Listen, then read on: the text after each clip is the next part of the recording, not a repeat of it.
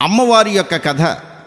బెజవాడలో వెలిసిన కనకదుర్గమ్మ పాట ఎలా వెలసింది, ఎలా తానకమయ్యింది, విజయవాడలో ఇంత అభివృద్ధి అవడానికి విజయదుర్గే కారణమంటారు. అమ్మవారు తన జాలారి వీధుల్లోనికి వెళ్ళేసరికి ఆ నదిని దాటించడానికి జాలారితో పరిచయము. జాలారి అమ్మవారిని తెలుసుకోలేక ఇష్టపడతాడు. ఇటువంటి సన్నివేశమే ఈ అమ్మవారి యొక్క కథ. ఈ కథని ఎవరైతే వింటారో, పాడుతారో సకల దోషంలో నివృత్తం అవుతాయని పెద్దలు వాచ.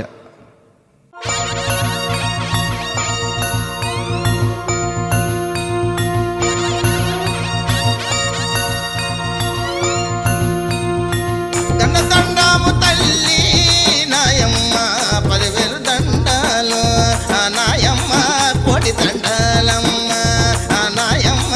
దండాలు పెట్టుకుంటే నయమ్మారో దర్శనమిచ్చేటి, నయమ్మారో దండాలు పెట్టుకుంటే నయమ్మారో ధనధాన్యాలు ఇచ్చేటి, నయమ్మారో దండిగా ఇస్తాది, నయమ్మారో దక్షిణ భాగములో నయమ్మారో దేవతగా వెలసింది, నయమ్మారో కృష్ణ నది ఒడ్డున, నయమ్మారో ఇంద్రకీలాద్రి పైన, నయమ్మారో వేప చెట్టు కింద, నయమ్మారో తానకమైంది. దక్షిణ భారతదేశములో బెజవాడలో వెలిసిన కనకదుర్గమ్మ వెలిసింది. శక్తి స్వరూపుని, ముక్తిదాయని. అమ్మా అంటే పలికేటి తల్లి దక్షిణ భారతదేశంలో దేవతకు వెలిసింది. వినండి. వేప చెట్టు కింద నయమ్మారో తానకమైంది, నయమ్మారో చెట్టు పెండేమో నయమ్మారో నిలిచిపోయింది, నయమ్మారో ఎండలో ఎండింది, నయమ్మారో వానలో తడిచింది. నా దుర్గమ్మ బ్రిటిష్ తెల్లదొరలో, నా దుర్గమ్మ దేశాన్ని పాలించి, ఆ తెల్లదొరలో దేశంలో సంపదంతా ఆ తెల్లదొరలో దోచుకుపోతున్నారు.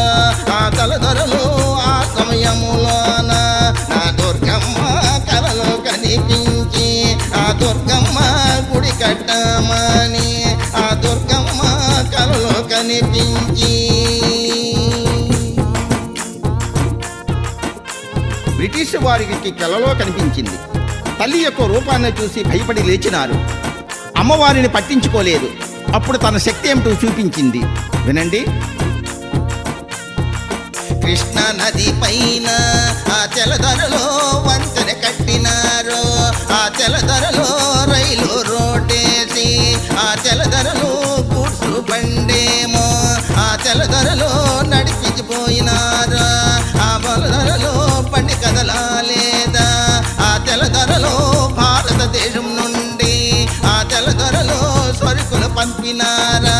ఆ తెల్లదొరలో అన్ని బాగున్నవి, ఆ తెల్లదొరలో పండెందుకు కదలలేదు, ఆ తెల్లదొరలో కారం తెలియలేదు, ఆ తెల్లదొరలే ఇంజనీరులంతా ఆ తెల్లదొరలో తలలో పట్టుకున్నరా. నా ఎవ్వరు మెరుపుల కనిపించి. అమ్మవారి యొక్క మహిమ తెలుసుకుని దండం పెట్టుకున్నారు. అమ్మా, నీవేంటో తెలుసుకోలేకపోయాం, నీ గుడి కట్టిస్తాము.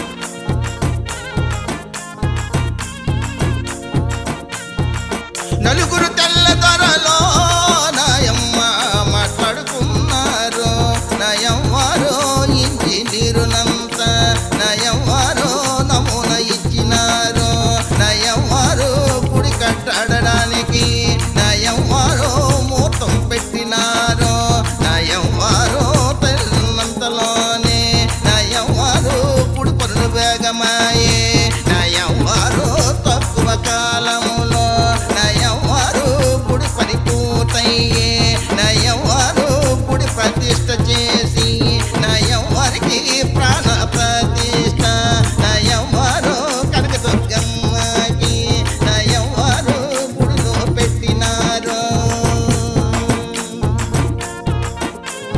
ఎప్పుడైతే తెల్లదొరలు గుడి కట్టి గుడిలో పెట్టినారో వారి యొక్క వ్యాపారం 3 పువ్వులు 6 కాయలుగా నడిచింది. తల్లి యొక్క మహిమలు తెలుసుకున్నారో తెల్లదొరలు.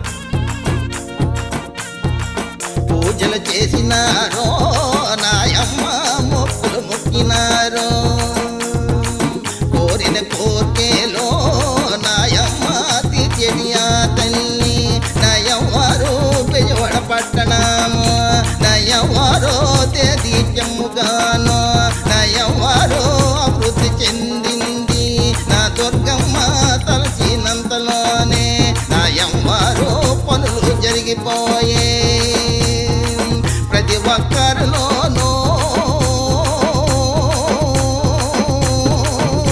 నయవ్వారు నమ్మకం కలిగింది నయవ్వారు పూజలు చేసినారు నయవ్వారికి దీపం పెట్టినారు.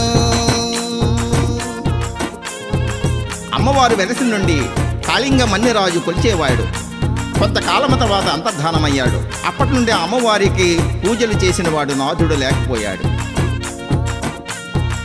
నిన్ను కొలిచినవాడో నాయమ్మ కాళింగ మన్నిరాజు నయవ్వారు కాలమైపోయినాడు నయవ్వారు పూజలు కరువయ్యే నయవ్వారు దీపం పెట్టలేదు నయవ్వారికి ధూపములు లేవు మంగళవారము నాడో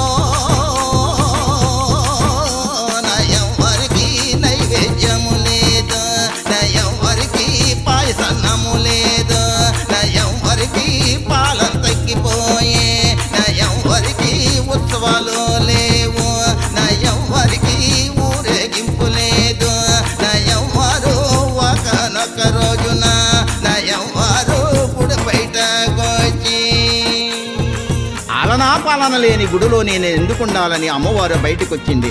అమ్మవారు బయటకొచ్చేసరికి కట్టిన చీర చిరిగి ఉన్నది, తొడిగిన రవిక చిరిగి ఉన్నది. ఎలా అని పిఠాపురంలో సాలివాడికి కబురు పంపించింది.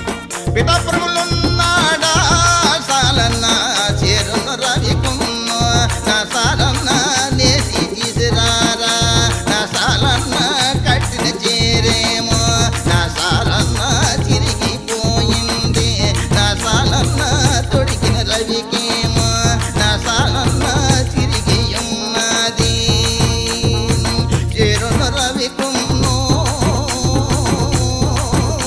నా సాలన్న నేసి తీసిరారా నా సాలన్న ధనము ఇస్తానురా నా సాలన్న డబ్బు ఇస్తానురా నా సాలన్న మాట వినవయ్యా నా సాలన్న వేగము రావయ్యా.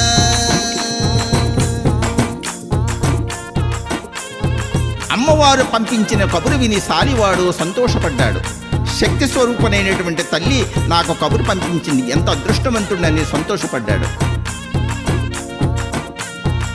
దండము తల్లి నాయమ్మ 10,000 దండాలు నా సాలన్న ఆదివారము పూట నా సాలన్న తలంటికి స్నానమాడి నా సాలన్న ధూప దీపము పెట్టి నా సాలన్న దండం పెట్టినాడా నా సాలన్న పెట్టిలో డబ్బులేమో నా సాలన్న పట్టుకున్నాడా తూర్పు దిక్కునా నా సాలన్న తిరిగి ప్రయాణమయ్యే నా సాలన్న దండం పెట్టినాడా నా సాలన్న సంతకి చేరినాడు నా సాలన్న పట్టుకున్నాడా. ఏకదృష్టితో అమ్మవారి ధ్యానముతో మండుటెండలో నడుచుకుంటూ ఒక మర్రి చెట్టు కింద మూట కింద పెట్టి విశ్రాంతి తీసుకున్నాడు. అమ్మవారిని ధ్యానము చేశాడు. పట్టుకొని సాలన్న వడివడిగా నడిచినాడు నా సాలన్న వైశాఖ మాసములో నా సాలన్న గ్రీష్మ ఋతువులోన నాయమ్మరో ఎండలు మెండుకుండే నా సాలన్న కాలు కాలుతున్నాయి నా సాలనకి గొంతెండిపోయింది నా సాలన్న మండుటెండలోన నా సాలన్న నడిచి వచ్చేడు నా సాలన్న ఇంటికి చేరినాడా నా సాలన్న కాలు కడిగినాడు నా సాలన్న దేవుడు గదిలోన నా సాలన్న పట్టు ఉంచినాడా నా సాలన్న విశ్రాంతి తీసినాడా. మర్నాడు ఉదయాన పట్టు సరిచేయడానికి సిద్ధమయ్యాడు. చిక్కులు తీసి పట్టు సరిచేసినాడు.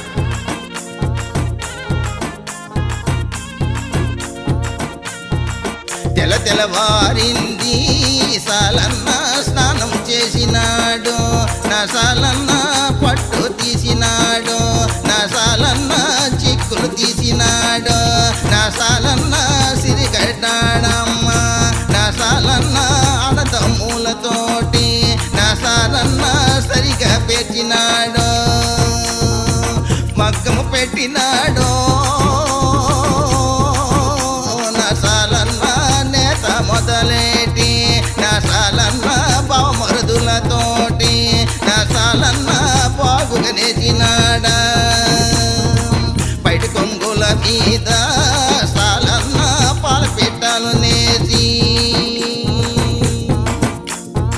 సాలివాడు నేసిన రవిక చీర మడత పెట్టి మూట కట్టి శంఖలో పెట్టుకుని బయలుదేరినాడు. అల్లంత దూరములో బెజవాడకు చేరుకున్నాడు.